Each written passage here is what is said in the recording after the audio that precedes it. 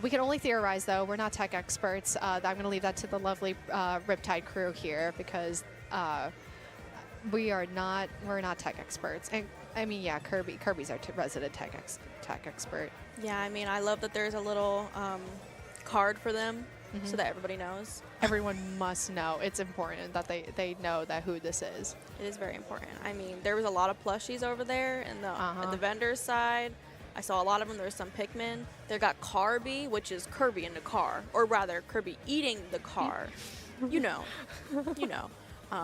So maybe I might have to pick some of those up myself, but Kirby, my beloved, and Splat Bomb, my beloved, two of my beloveds. No, when I saw the Splat Bomb plushie, I got so excited. I got so hyped. This is the type of stuff that you love Riptide for. Like, some of the Splatoon merch, it's very difficult to get. So when you see stuff like this, all of a sudden you feel your pants are a little bit lighter. Wait a minute, guys. I think things are starting. The match is going, Grace. We're opening things up with Splat Zone's Mommy Hockey. And we got teams hyped up, ready to go, cheering themselves on and hyping themselves up. Let's take a look at these comps, Grace. Goodness me. I mean, we predicted it here. Eon on that Tri-Slosher, Sofa King on that splash. The crowd is super hyped here, as well as I am. We're going to see Snipe Rider as well, like we were talking about, though. But the opening is looking really, really interesting. The dualies are already going to go down here on the side of the Moai. Sofa King fighting for their life is going to get taken out as well. LDT being the one on the receiving end, going to be able to get that pick. And they're going to be 2 down on the side of Los Whiprays, but they still are going to cap the zone, which is a bit of a flex. I mean, Hammy here on this reflex getting a lot of paint down onto the ground, but the chumps are going to come out from the Moais. That zap, that orange end zap is a really interesting pick, Mizuno. It is. We see Sofa King already here on Los Whiprays trying to get a couple of nice picks with the help of their teammates, able to get some. But you see, Grace, these teams already struggling with the very little map coverage, and there's a huge wipe on the side of Los Whiprays, getting some really clutch picks and clearing out the zone. So, Grace, this is what we were talking about earlier. This is a really good lockout situation. They are perched in some really key spots. They have cooler going. Specials are just about to be unlocked, and 2 members are down for Moai. Indeed, indeed. And I mean, especially losing that Rapid here, it's going to be really, really tough. Eon, knowing that, being able to capitalize off of that is going to pop their Inkjet, and there's still 2 down. It's really staggered here on the side of the Moais. They have a really, really good lockout situation going on Los Whiprays.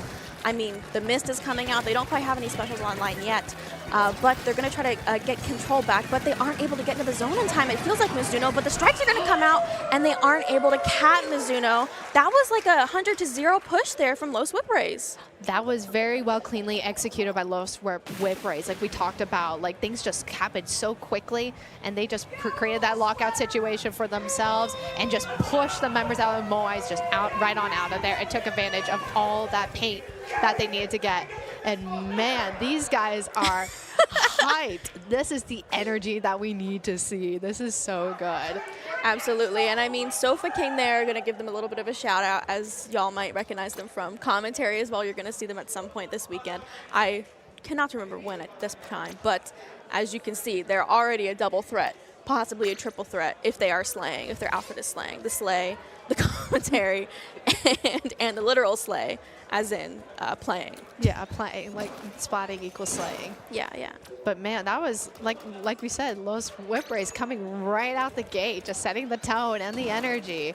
It's a lot. The LAN, like playing in a LAN is very different when you have all these noises and like you're kind of stuck in like an awkward sitting chair too. You're just not in the best optimal position to play sometimes.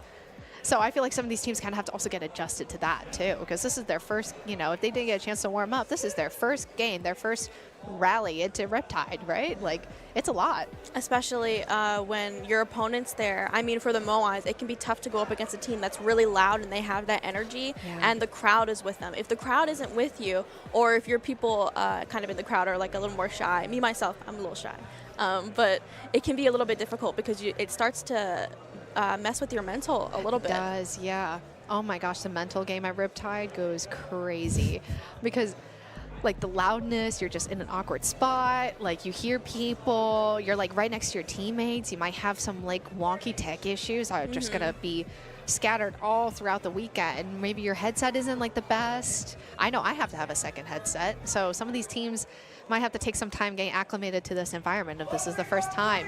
Grace, oh my gosh, we're just jumping right into it. Los Whiprays with a rallying cry from the stage as they get loaded into the game here, Grace. Let's take a look and see what changes are made here. Not a lot, but I'm happy to see Hammy here on that reflux. They no longer have that pencil, for better or worse right now. But, I mean, the comp here from the Moais is looking pretty consistent, though. But Rainmaker is a lot different than Splat Zones. That objective is going to be, you know, movable. You have to pick it up, and it's a weapon in of itself here. So I'm interested to see who's going to get this first pop, and it is going to be the Los Whiprays here.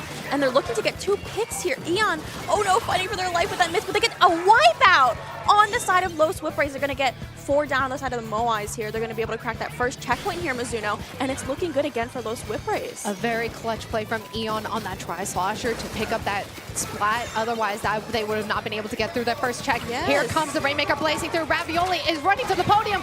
Oh, with a rapid play spoiler maker and prevents them from getting the knockout within the first minute of this game. Here comes LTD and the Killer Whale to knock out a couple. Wait. Wait, knock it in. Oh my goodness! They just snuck it right in. Mizuno, I did just peek my mic. Production is going to remove me. No, I'm kidding, but oh my gosh, Mizuno. The second I saw that there was a member there on Los Whiprays, I could tell that synergy, that they're like, well, we're just going to ball. It's not over till it's over. They're that kind of team. The fist bump and the from the dab into the fist bump. So good from them. I mean, you really have to just get rid of all the team members if you're going to try to defend the Rainmaker, especially when it's so close there at that pedestal. Yeah. I was just trying to say, like, I saw it was like LDT and one other person. They were like with the INSAP, and the Killer Whale, excuse me, was coming in to kind of flesh out Los Whiprays away from that Rainmaker. And it just wasn't enough. They were missing someone. So you have to be so hyper aware of what's going on. Otherwise, you're going to have one of these sneaky, slippery situations happen. Oh my God, that was crazy. But I mean, that's the way you got to knock out a Rainmaker game. It's just one and done. Yeah, and I mean, both of those games there were really, really quick on the side of the Los Whiprays here. And they're at match point already here, Mizuno. We haven't even been sitting here that long talking about them. But really, I mean, it just goes to show that they really came to this. Like you said, they've been to like a lot of lands, so they know how to do it. They know how to manage their mental, the hype, to be able to get that momentum that they need to really beat out the other team before the game even starts. No, totally. That LAN experience definitely comes into play here. Like, you can also see they're talking, they're pretty animated, and, you know, being able to have the lead helps in this case. But that LAN experience definitely comes into play. They're really playing up the crowd. They seem to have like their own they have their own cheerleader squad in the crowd, it sounds like. And then, you know, Moais has to kind of manage that and understand, like, hey, we're being 2 down, but it's A-okay. We're going to come into this next game with that high energy and come in and just put in some work, because we're heading into Robo Ramen. We're getting some Slurpee noodles in. Oh my goodness. I mean, there are ramen places around here in Riptide at the Kalahari. And they are going to do their rallying chant once again here, Mizuno, that they're so iconic for already. But Clan Blitz, interestingly enough, plays a lot differently, as I'm going to say that about all of the modes, because they are different modes. But really here, I mean, it's all about the coordination, that clan economy. There's a lot of stuff you have to keep track of here. And in this opening, it's going to be about who can make that first push to really open things up here in mid. And Eon here is trying to get a pick. They do get a pick onto LDE, but rather they're going to go down in the process here. And I mean, the Moais are already in a 2-down situation here, Mizuno. And Los Whiprays are getting those clamps up. And they have that crab online as well from Sofa King. Here comes Sofa King with that crab tank, trying to make some moves here on this left side and opening things up for their teammates. Here comes the ball, too, to pop over the basket, which is a huge pick, and 3 are down on Moai. They just cannot catch a break, Grace. And Los Whiprays are deciding a good situation, and they call out the flank, too. Moai now, they're kind of a little bit desynced right now, so they got time. They have time to regroup and get resituated. And look, they're doing that perfectly already, getting 2 members of Los Whiprays out, and they kind of have to retreat and kind of reset and get back into mid.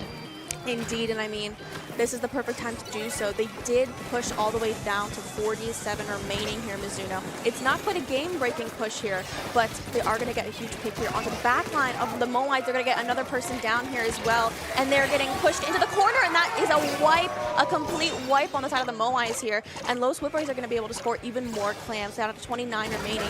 Now it's time for them to run back, get some more clams, keep pressuring their spawn, which they're doing really, really well, and it looks like they have a power clam jumping in, and they do get it in. 9 remaining here, Mizuno. There's 3 down on the side of the Moais, and we see Sofa King here getting these clams. That is enough to KO here if Sofa King can get it in, and they do.